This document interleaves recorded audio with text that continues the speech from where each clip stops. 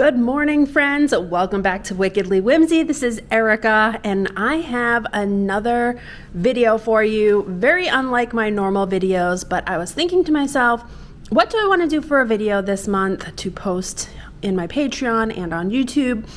Since I'm working on these fun vintage golden shape book journals that will be for my journal tier over on Patreon, and I'm doing a lot of stitching and sewing on these because I'm adding a lot of fabric to them, I thought, why don't I do a very basic, simple sewing machine tutorial on how to use your sewing machine when you're journaling. Now, this is going to be a super basic, very simple, easy to start. I'm not going to get into much detail on like the sewing machine itself, but I'm just going to basically show you how to get started with a sewing machine if you've never used one before, and how to incorporate sewing and stitching into your paper journal craft projects. Before we get started, make sure you hit that subscribe button down below, turn on that little notifications bell so you're notified whenever I post a new video. Okay, let's get started with this tutorial.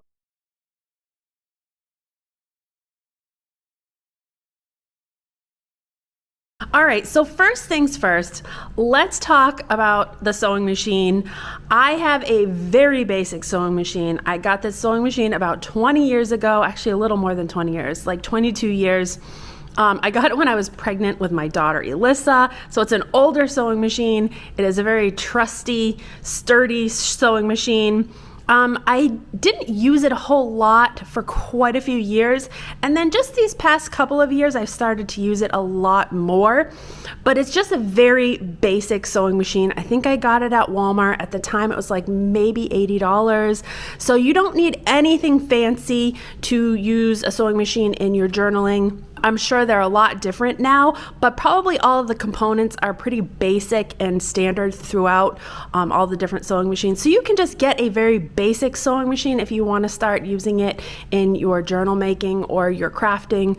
You don't need anything fancy by all means. Like I said, use this very basically. I don't usually get into anything too difficult. I'm going to go over just the basic components of it and how to actually get started with it, and then just do basic stitching. I'm not going to get into detail on, anything more than that. It's basically getting a sewing machine, how to set it up, and then how to stitch on paper and make craft projects like I'm making right now. First things first, let's kind of go over the basics of the actual sewing machine. So here's my sewing machine right here. Like I said, very basic. I have a few basic components of the sewing machine. Obviously, you've got like the needle, the presser foot, and the presser foot is this section that goes up and down like that, that holds whatever you're stitching in place. And then this little compartment right here is where your bobbin is. And mine just has like a little plastic plate, so the plastic plate pops up, and then I have just a little bobbin here that I've threaded, and I'm going to go ahead and show you how to do like how to thread a bobbin and how to load it and all of that, just so you kind of know exactly what to do to get started from the very beginning. If this is something that you are already familiar with, obviously skip ahead, or you can watch however you want, or comment if you have any other suggestions in getting started as well. So anyhow, there's the bobbin right there with some thread. I'm going to take this out for now because I'm going to show you how to thread the bobbin and load the bobbin. I also have already threaded my needle, but I'm going to go ahead and show you how to do that. This is just a basic needle that honestly, I don't go through very many needles. I've changed it out a couple of times. If you're going through thicker material or like cardboard, you might go through more needles, but again, I'm not getting into the nitty-gritty of that kind of thing. I'm just going to show you the basics. So again, there's your needle right there, and then you have a little bar. I don't know if you can see it right here. This is like your presser foot bar, which raises and lowers that presser foot. So you will use this a lot. And so your needle itself, I'm not going to explain how to insert a needle because each machine might be a little bit different, but mine basically just, I have this little screw tab, you unscrew it, you put up a new needle in, and then you screw it tight again. So it's very simple. All right, so then up here on the top of my sewing machine, I have my thread, which I'm using. I'm going to pull this right off. So there's my thread, and then here's some other components of the sewing machine. This is the needle right here that holds, it's not really a needle, it's a bar that holds your spool of thread, and all machines should have some sort of a spool like this. Mine raises and lowers depending on the size of the spool. And then here is my little hook that determines whether, where your thread is going to be attached or what you're going to be doing, whether you're going to be sewing or whether you're going to be loading your bobbin. So mine has all of these instructions on it right here just to show you, like, if you're going to be using the thread to do stitching, you're going to kind of go through here and go down this way. But if you're going to be threading your bobbin, you're going to wrap it around and you're going to bring the thread back this way. And here is the little threader right here. And this opens and closes. So you can see it moves back and forth like that. So this is where you'll be putting your bobbin to thread your bobbin. And I'm going to again show you that as well. My sewing machine has all these kind of like little knobs and dials, or buttons and knobs. Again, it's very basic. I do have a digital screen right here. And as you can see, I can change by pressing the up or down button. I can change the number here, and each one of these numbers corresponds to the stitches that are listed over here. Again, this is pretty standard for most sewing machines, but this is just how mine is laid out. But I think basically most sewing machines are going to be very similar. Okay, so for this particular project that I'm going to show you today, I'm going to be using stitch number 4, which is a basic kind of zigzag stitch like that. And that's the stitch I tend to use a lot on all of my paper crafting projects because it's pretty sturdy and it's an easy stitch to do. And again, like I said, it's super easy to just change this up or down with whatever stitch you want. Obviously play around with your sewing machine in different stitches in some scrap fabric or scrap paper to see what stitches your sewing machine does. Okay, so mine also has a couple other buttons here. We have the stitch spacing or the stitch length in between each stitch right here. I have mine set at 1.4. It goes up and down depending on, your sewing machine. I'm not sure even how high mine goes. Mine goes all the way up to 4.0. But 1.4 is a pretty tight stitch, which I like because it holds things together.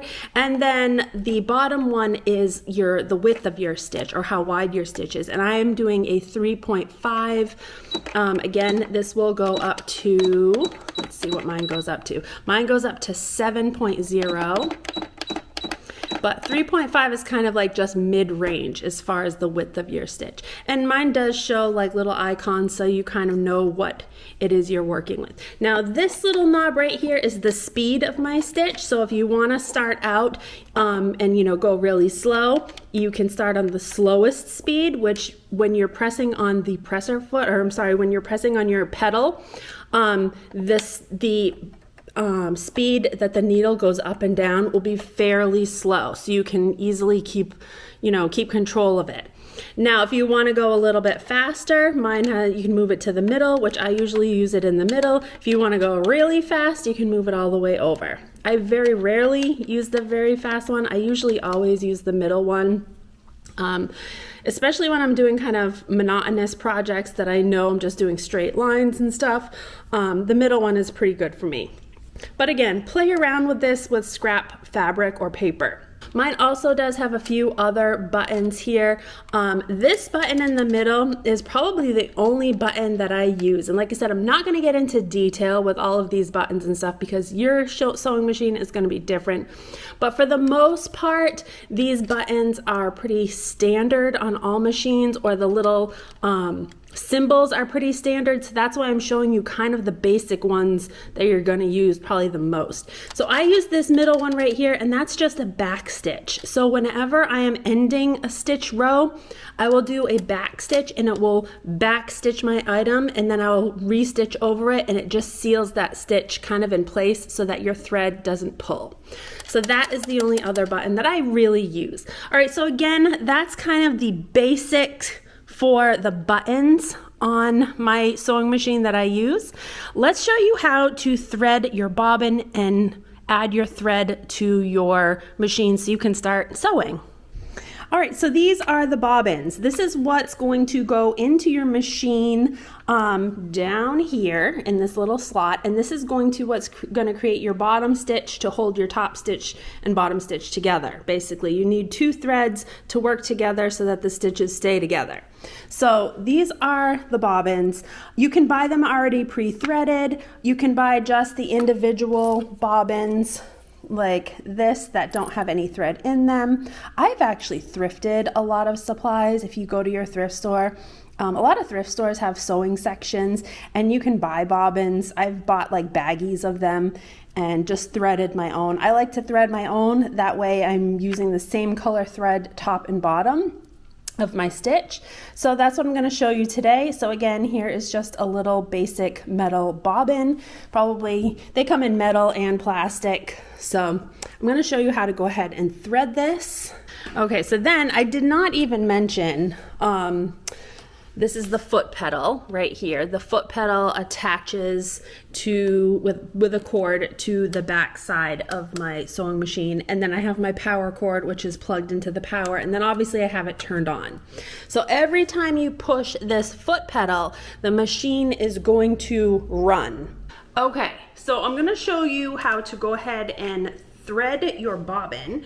And what I've picked is just a little plastic bobbin like this one right here.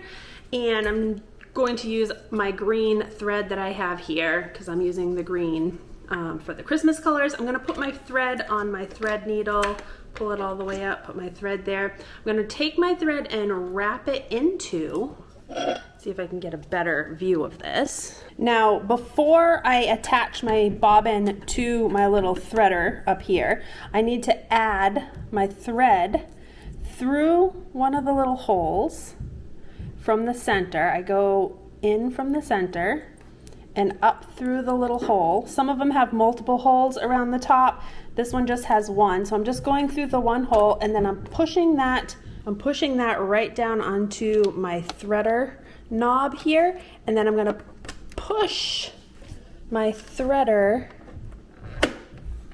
there we go, push that over so that way it will hit this bumper when the thread is completely filled up on the bobber.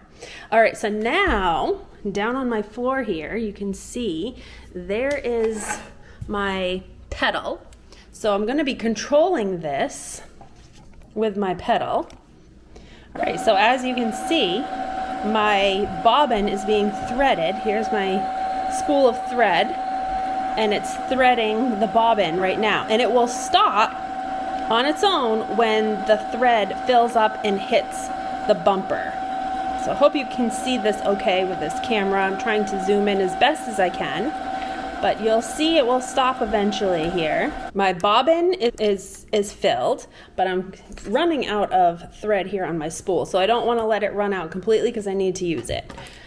So what I'm going to do is I'm going to open it back up, push it back over, pull it off. My threader here has a cutter on it that will automatically cut the thread off. I'm going to take my bobbin with my piece of thread sticking out, goodness, and I'm going to stick it down into where my bobbin goes. So this thread is going to kind of go up and around here, and I just kind of leave mine hanging out just until I pull that thread through the top, and I'll show you what I mean in just a minute. Okay, so now to thread the thread to go ahead and thread the needle, what we're going to do is we're going to take our green thread, and just like we did before for threading the bobbin, we're going to pull it around this little mechanism, but instead of wrapping it around this little loop, we're going to come straight down through my first notch in the machine, and then I'm going to come back up the other side like this, okay? Then you'll see when I turn the knob back here, this knob moves my needle up and down. So when I turn this knob, you're going to see that there's a little lever that will, you see that little lever right there? It's like a little silver lever. That little lever, we're going to wrap our thread around that lever and it will catch. And then we're going to go back down the other side of my little slot here. And then down underneath on the front of the needle, there's a little bar right across there. And that thread is going to go and sit behind that little bar. If I can do it with one hand.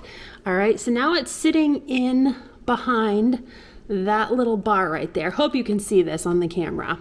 But now you can go ahead and take the rest of this thread and thread your needle. All right, so I'm taking my thread. Now you can definitely use a needle threader if you want. This needle that I have on here threads pretty easily, so I'm just putting that thread through the head of the needle, and then I'm just pulling it out the back side.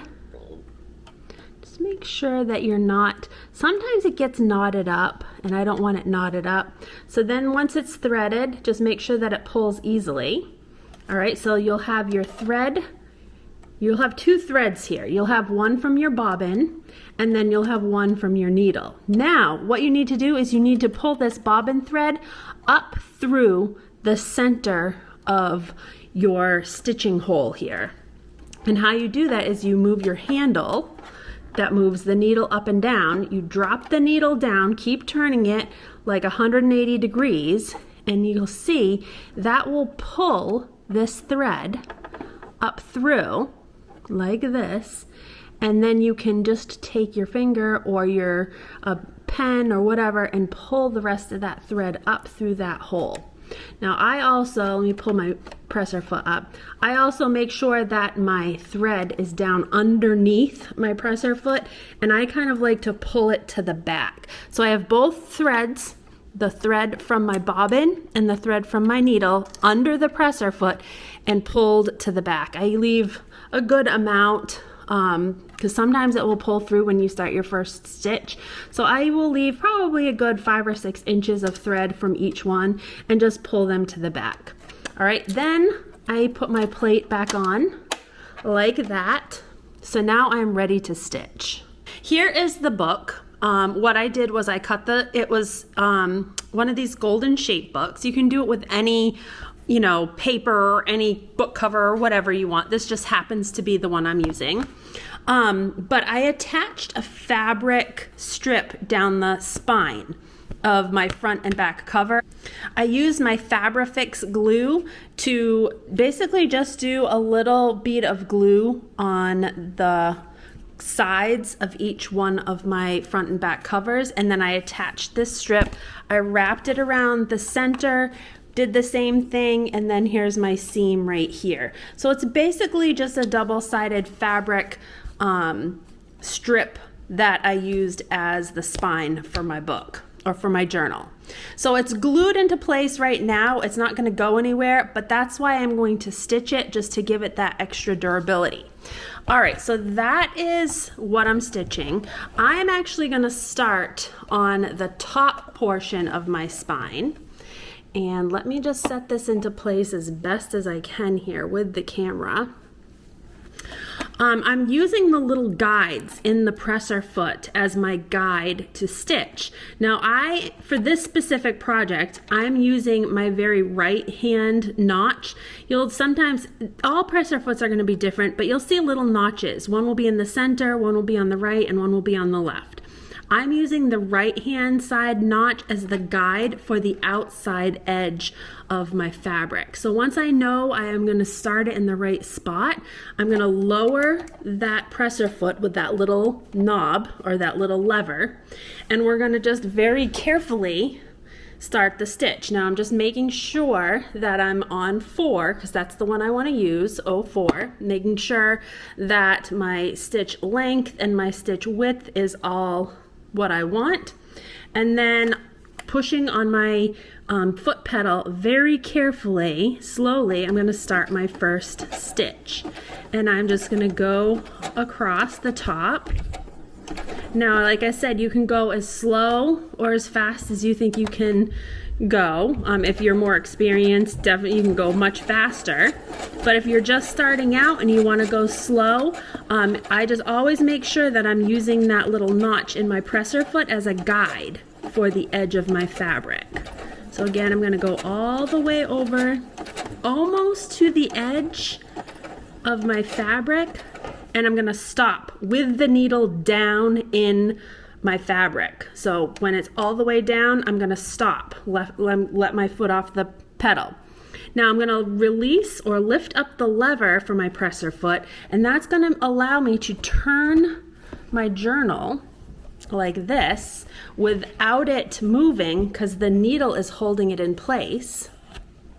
And then once I get it moved, I'm going to push that presser foot back down again, and I can change the direction of my stitch and start stitching in a different direction heading down. See if I can get a better view of this here. There we go. All right, so now I'm going to go all the way down the front of my page, and I'm just kind of lightly holding it in place with my right hand.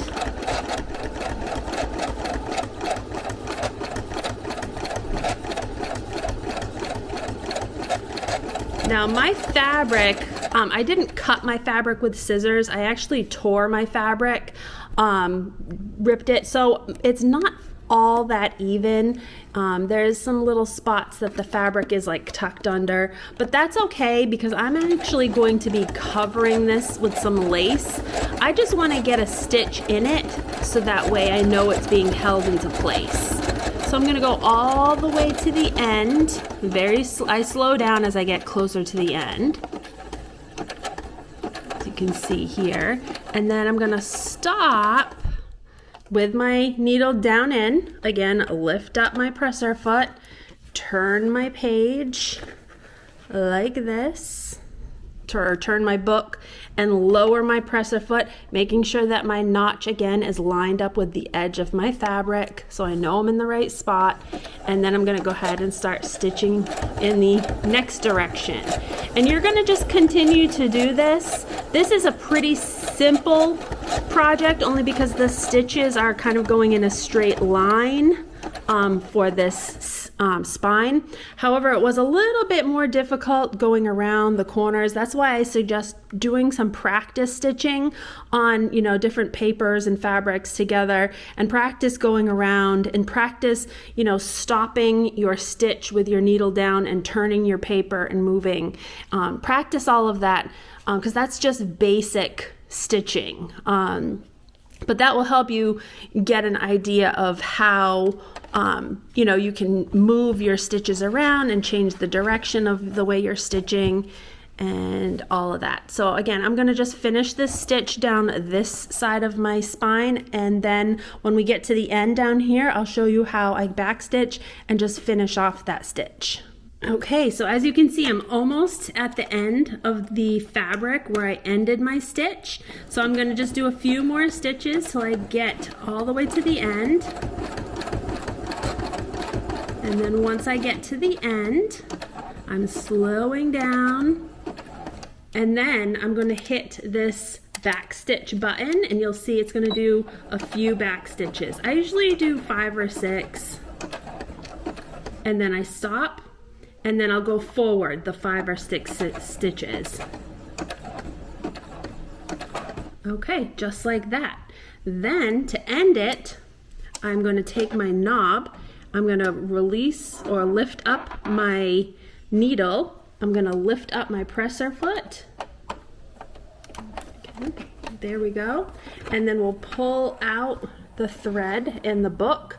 You'll see it's still attached, and I'm just going to go ahead and snip with some scissors, and that's it.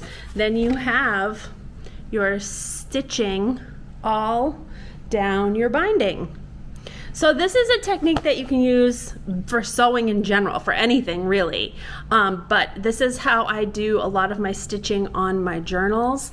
Again, I hope this was a helpful tutorial for those of you who are just starting out with a sewing machine, who haven't used a sewing machine before. That was kind of my idea with this tutorial. Again, I didn't want to get into great detail about the sewing machines because they're all so different, and I'm sure there's so many more features in some of the newer ones.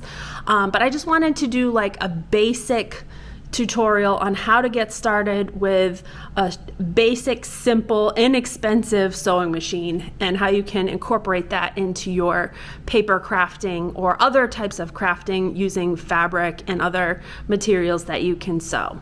Hope you guys enjoyed this video. Please give it a big thumbs up. Be sure to subscribe to my channel and make sure that little notifications bell is turned on so you are notified whenever I post new videos. We will see you again in the next video. And if you are interested in my journal tier over on Patreon, I will put the link for Patreon in the description below. Be sure to go over there. It is free to join the group. I have a great group of people, great group of crafting friends. I post a lot of stuff over there. There's multiple tier levels as well, so if you would like to be more than just a basic free member, there's other options. So I will see you guys over there, and we'll see you again in the next video. Take care.